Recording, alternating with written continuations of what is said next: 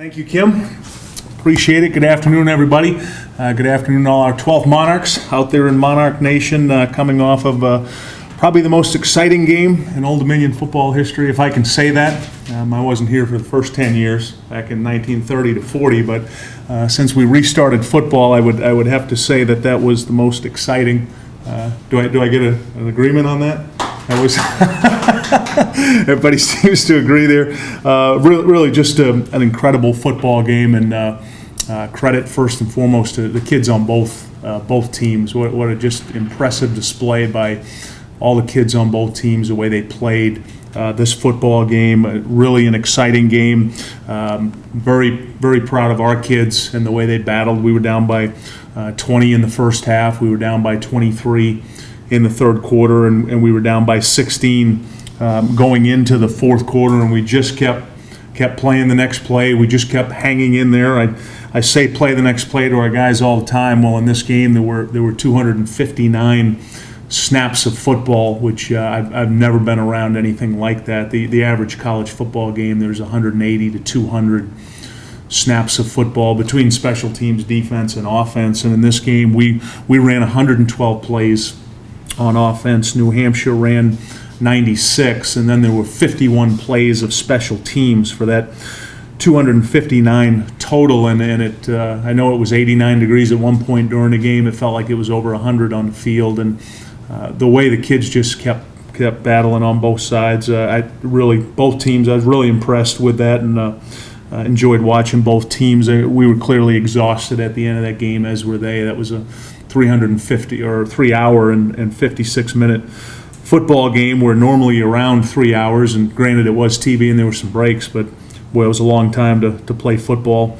I never felt like we were in control of this game, or even in this game, I should say, until we got it to 54 to 46 with 13 minutes to go. Up until that point, I didn't feel like we had an ability to win the game, because we hadn't shown an ability to stop New Hampshire. And then you look at the fourth quarter stats, and New Hampshire ran 18 plays for 91 yards and a touchdown. They had 4 drives in that quarter, and we stopped them on 3 of those drives and got the turnover on 1. So if I can just figure out how to get our defense to play like that the first 3 quarters, we're going to be okay. But I'm very proud of the way those kids played in the fourth quarter, because our guys were tired too. Up to that point, they played over 80 plays, yet they found a way to stop them. And then we ran 33 plays for 294 yards in the fourth quarter, which I know that what the stats you sent me, Kim, that broke a lot of records. I don't need to go through that, but that was really impressive. We obviously dominated the fourth quarter, outscored them 26-7. And that was the difference. I did lose track this morning of how many records we broke. Kim's done a nice job of continuing to send them, but between trying to prepare for Richmond and keep track of them, it's impressive, and really a remarkable performance by our offense under the pressure that they were under, because they literally had to score every possession. That's what it felt like when we got down 47-24. And they did. They scored on 6 straight possessions on offense, and for that total of 40 points between the touchdowns and the 2-point conversions and the field goal, they had to, and they handled it. And I did something I've never done before as a head coach in my brief career. It's 9 minutes to go in the third quarter, and it's a 4th and 3 on our own 43-yard line for it. And generally, that's you punt the ball there. You play field position. I just felt like we had to score, and I did that twice at the end of the third quarter and the start of the fourth, where it was 4th down in our own territory, and went for it. Now, I don't think I would have done it in the fourth quarter, because then we had some stops. But I didn't feel like at that point, when I went for it on 4th down in our own end, that we could stop them.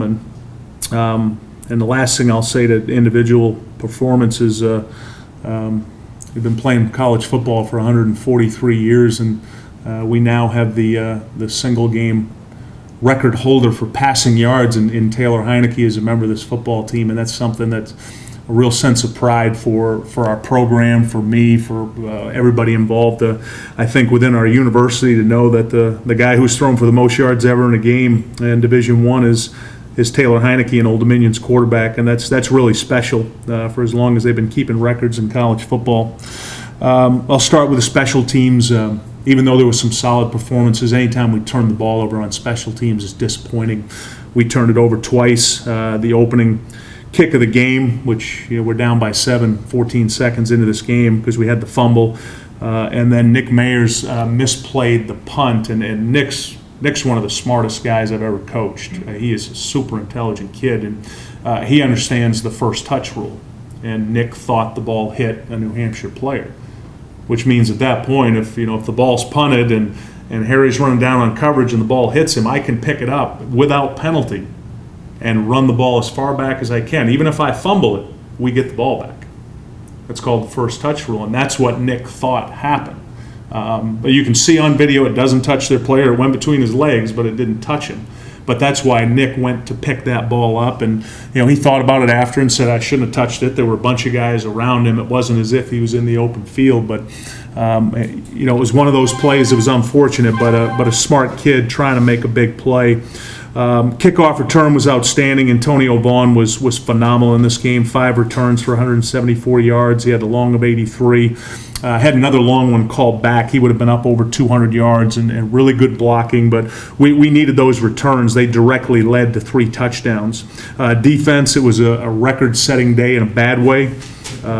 We had 55 mental mistakes in this game, which is it's just I can't fathom how we could have that many mental mistakes. Normally in a game, particularly with this many plays, you're going to have somewhere around 20 in a game, but to have 55 was really disappointing. We had 23 missed tackles that led to 203 extra yards by New Hampshire. Normally you're going to have around 7 missed tackles a game, somewhere in that ballpark, and that was really bad. And the biggest thing I was disappointed with, I told our defense yesterday in our team meeting and our coaches, was that we just weren't playing our responsibilities. That's something we had done the first 3 games, and we didn't play responsible football in this game, and not until we got to the fourth quarter. For some reason we got to the fourth quarter, and it might have been just the fact we got back into the game a little bit, and then the kids started playing responsibility, and we were fine. So I know we have the ability to be a really good defensive football team. We've got some good football players over there. We've got some good coaches over there. What we're doing schematically, defensively, what Bill D is teaching is sound. We can be a very good defensive football team, but we have to play responsible football, or we go up against one of the top offenses in the country in New Hampshire, who's consistently been a top offense, and we really got gashed in this game because we weren't sound in what we were doing. Offensively, the 64 points, scoring 26 in the fourth, an historical performance by our quarterback with obviously a lot of help from his friends. Was very proud of the offensive line. What a performance. 112 snaps. They gave up 1 sack in this game. All 5 of those guys took all 112 snaps, which is pretty remarkable. Brian Scott, who also coaches our offensive line, he meets with them between every series, and he just never felt like he had to sub anybody, and none of the kids asked out. Particularly when we got behind early, none of them wanted to come out of the game, even to catch their breath. They wanted to play. So very proud of those big guys up front, and Josh Mann for just an outstanding performance. Snap the ball well between your legs 112 times is a challenging thing to do, and he did that well in this game. As exhausted as he was, he played very well. We had 10 receivers catch 55 passes, which I say that 10 receivers catch 55 passes. That blows my mind. That number of passes that we caught, and those kids played well. Obviously, Nick Mayers was just phenomenal. He had 12 catches for 271 yards, 3 touchdowns, and we moved him around a little bit more in this game. We moved him outside to a receiver spot. Felt like we could get a little more man coverage for him, which we did. He was sensational. Antonio Vaughn, 12 catches, and then Jaquel Bailey. This was really his coming out party, if you will. He might have had to play the game with that catch where he broke 6 tackles and scored. That just brought a lot of life to our sideline. So very good there. Penalty situation again, 12 for 103 on us, 6 for 40 on them, and something we'll keep working at, keep trying to improve at. There's a couple that I've spoke with Jim McGonigal, who's the head of officials, about, our league guy, that I'm trying to get some some clarification on, but it's something we've got to continue to get better at. Looking ahead to Richmond, really good football team. Very impressed with what Danny Rocco's been able to do through 4 games. They're scoring at about 36 a game. They're only allowing about 18 a game on defense. John Lobb, their quarterback, has been very impressive. I was curious to see what he would look like. I had taken a look at him back I watched the Virginia game after their first game just because I wanted to see who he was and what he looked like, and he's really doing a nice job running their system. He throws for 220 a game, rushes the ball for 40, so he's a lot like Taylor in that he gives you some unconventional yards where he has an ability to run the ball and move the chains, and all of his runs seem like they're moving the chains. They seem like they're first down runs. They go for 400 on offense, so this is another very capable offense will play. I think they've got one of the best receivers in the league in Ben Edwards, who's a heck of a player. Defensively, very good team. Darius McMillan, local guy, is their leading tackler. Cooper Taylor, their safety number 1, who I think is one of the best safeties in the country in the FCS, and they've got a really athletic, tough defensive line. So Danny's done a heck of a job with them. They're playing good football, a lot of energy. I would suspect if they're not in the top 25 after today, they'll be close to it at 3-1. So we'll have our hands full and looking forward to this game, and I'll take questions. Hey, Bobby, what's the value, do you think, of the kind of performance you had and the publicity and everything that's come along with it for you guys? Yeah, it's great. I welcome all the attention that Taylor's receiving, all the publicity the program's receiving, and I'm getting emails and texts from Kim Saturday night about, we're on ESPN and we're in the New York Times, and these are some of the biggest audiences that you can have anywhere, and that the Old Dominion name is out there. Old Dominion University is out there for something really positive, so it's helping our school. I talked to our president, John Broderick, about it. He's excited about it. Our athletic director, Wood Seelig, that we're getting all that attention. And so that's great, getting the attention, Dave. The biggest thing I take from it is that, as I'm talking to the kids yesterday in our meeting, is the fact that we were down and out in the third quarter. We were looking like we were getting blown out at 47-24, and I'm up and down the sideline, and I'm looking at the kids, and they're just into it. They just think they're going to win all the time, and there's something to be said for that when you preach to your players about having a positive mental attitude and handling adversity, and then you see them do it. Because there was never a sense from them that we weren't going to win the game. We were just trying to figure out, number one, how to stop them, and number two, try to catch up. See if we can get enough points just to catch up to them and put the pressure on them. And when they gave up that lead, you could see the momentum swing. When we finally got it to 54-46, we were right back in the game, and then all of a sudden we had that energy. So just the ability from our standpoint for our kids right now to think that we're in every game, regardless of the score, we're going to win. And having that mindset, any head coach will tell you, it's pretty special when you get that mindset, and our kids have it right now. Coach, back to the penalties for a second. That can be a momentum killer. One of the ones that stands out is the Alex Aran alleged helmet-to-helmet thing. You looked at the tape. Right. What did you see from there, and what can be learned moving forward?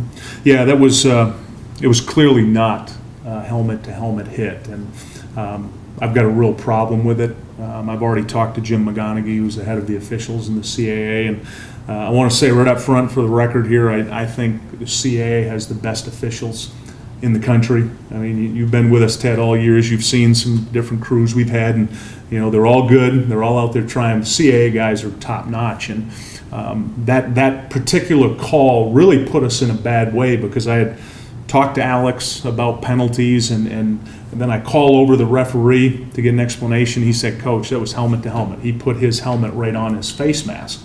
So now I'm thinking that's the penalty. His helmet's on his face mask. I'm thinking that's what it was. And then I watched the video. It's not even close. It's a good, hard, clean tackle. We'd run a twist game, so Alex comes through the inside. He's wide open. The quarterback's releasing the ball, and he tackles him right here, right as his arm comes through, and makes a really nice, clean play. And then Alex bounces up, and he's going to chase the ball, and here comes the flag. And the explanation isn't what's on video.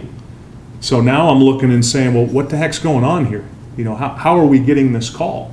And then later in the game, there's a situation again with Alex, because I kept him out for a long time there, Ted, when that happened, because I got that explanation. And Alex came to the sideline and said, "Coach, I did not hit his helmet." So I kept him out of the game, because I tell our kids all the time about believability factor. You lose some after a while when these things keep happening. And I kept him out of the game for a while, put him back in, and then we get to sit later in the game where the play is over. Our guys have tackled their quarterback, and one of their offensive linemen takes his knee up. And Alex, luckily, he lifts his foot at the last second, or he's going to have a torn ACL. And he falls down on the kid, and he pushes him when he gets up. Well, here comes the flag, laid in on a ran. So now he's got 2 personal fouls in the same game. So, I talked to him about it, Ted. I said on the second one, hey, he's trying to take your leg out, and hopefully the kid wasn't trying to hurt him. I know Sean doesn't teach that, but kids are battling. And he gets the flag, so now I pull him again from the game and explain to him, you can't do that. You can't retaliate. And I talked to Jim McGonigal about it. I've traded emails with Commissioner Yeager, and I'm not in any way saying that anybody's out to get us or the league's out to get us, but when I see these type of penalties being called, and then I see some other situations in the game not being called, and I've marked all these clips, and I'm sending them to the CA to review, it makes it hard to communicate with my players. It makes it hard to hold them accountable for mistakes when it happens in a game, and then that's not what's happening on video. So I got to keep rallying our troops and keep telling them, guys, we just got to keep playing hard, playing physical, and trying to stay as clean as we can. Coach, can you talk about Taylor for a second? We know he makes the right decisions on the field, and obviously a couple years ago, we think he made the correct decision off the field when he chose Old Dominion. Right. This week he played Richmond, and those are one of the 2 schools that Old Dominion and Richmond that Taylor had as his finalists. Can you tell us what you said to him, or what convinced him to come to Old Dominion? Yeah, I think what really ended up convincing him to come to Old Dominion is the fact that we were able to present our school, and he liked it. He's excited about the engineering program and the academic piece, the location, but the fact that we recruited him harder than anybody else. He was clearly our top choice in that class at quarterback, and we wanted him, and he came and visited in December, and he ended up making his decision before Christmas. He didn't even take his recruiting all the way through January, because he felt a very good sense about this school, this program. I think he had a really fast connection with Ron Whitcomb, our quarterback coach. Ron's not a lot older than Taylor. And Ron played quarterback, and Ron was a student athlete of the year in the conference, and there was a real connect between those two about what academic goals and football, and Ron and Brian Scott, our offensive coordinator, were very clear on the fact they thought he was perfect for our system, for what we're trying to do. So that's how it worked out in recruiting, and I'm very happy that it did work out that way. Coach, 4 games, you won them all. What concerns do you have for this team going forward? Yeah, the biggest one right now is that we don't lose sight of the fact that in my opinion, I still don't think we're very good. I don't think we're anywhere near where we're capable of being. We don't tackle well enough right now. We don't block well enough. We're in a football game Saturday where we can't run the football. We can't consistently run the ball. It's all pass game. And at some point, we're going to need to run the football. We turn the ball over on special teams. We're inconsistent there. Some of those nagging 5-yard penalties. We're up 64-61, Rick, at the end, and we kick the ball off, and we're offside on a kickoff. So instead of pinning them on the 18, we re-kick it. Jared kicks it out of bounds. Now they got the ball in the 40. So we're too inconsistent in the basic fundamental areas of football right now. And believe me, I'm excited. We're 4-0. Beats the heck out of 0-4.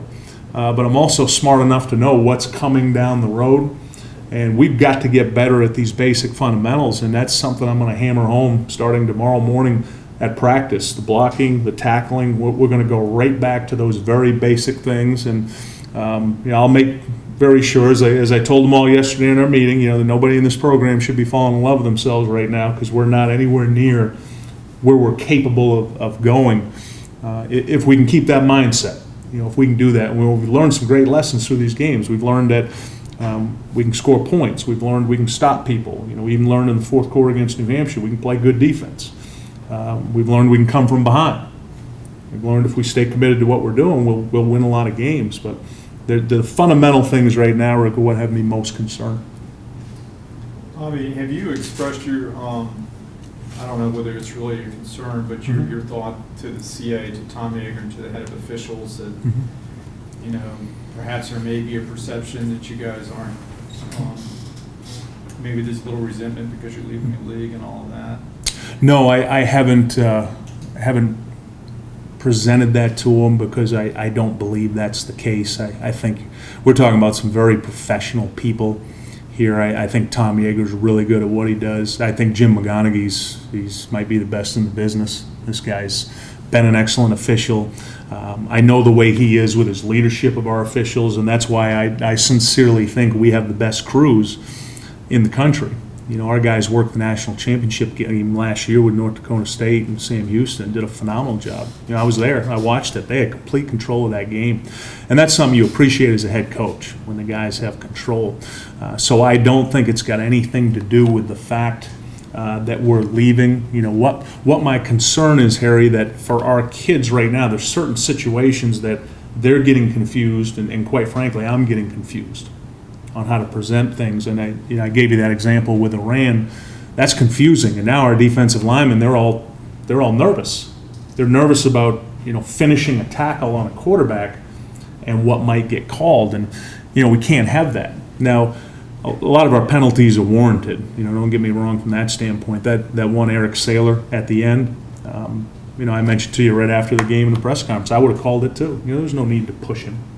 At the end of the play, did it hurt anybody? No, but it was something you really can't do at the end of a play. So I just want to make sure I get clarity from the league so I can extend that to our players, and I can make sure I'm teaching them how the league's going to call it.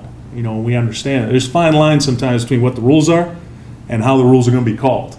We're all seeing that right now in the NFL. There's that fine line, and then as a head coach, how do you teach your players on specific things that are going to be called and how they're going to be called? And that's what I need to get clarification on right now. And the league does a very good job of when you send the video in, trying to get the information back to you. So hopefully we can get that clarified. Have you had time to really think about and put in perspective the kinds of stats that Taylor had on Saturday? Yeah, I have, and I'm still here it is almost 48 hours after he did it, and I'm still at a loss for words in terms of being able to quantify exactly what he did. Specifically to the second half, Harry, that's what's most remarkable to me. I mean, he had a pedestrian like 250 yards at halftime. He was just kind of dinking and dunking there for a minute. But then to throw for 480 yards in a half of football, and what was it, Kim, 294 or what was it in the fourth quarter? 293, 294, something absurd. Whatever that number was, he threw for in the fourth quarter. I just haven't seen anything like that. And I watched the video back when when Houston was chucking it around and run and shoot and clingers. I've seen those throws before in those games, and it's one thing to do it when you're just piling up stats, and a lot of times Houston used to just pile up stats. They beat teams, whatever the score was. But this one was, every throw was, the game was on the line. He didn't have a throw in that game that wasn't important. Every one of them counted. Every one of them was big. Every one of them was, we needed it. Particularly scoring the last 6 times we had the ball, Harry. If he throws an interception or doesn't complete those 4th down passes, game over. Game could have been over with 9 minutes to go in the third if he throws an incompletion on 4th and 3 and they score to go up by 30. It could have been game over then. So every one of them, there was so much pressure on him to do what he does. And I've watched the game now probably 4 or 5 times. What continues to strike me is his presentation's the same. It doesn't change when we're down 23 to the end of it. And probably a lot of what got us some good momentum in the game was when he went over and told the defense, get a stop here. We'll score every time we have the ball. And when your quarterback exudes that type of of confidence and belief in what you're doing, that's going to make you a lot better. Any other questions for Coach? All right, thanks, everybody. Thanks for coming. Thank you, 12 Monarchs. You were awesome. Looking forward to seeing you in Richmond, at the University of Richmond, Saturday at 3:30.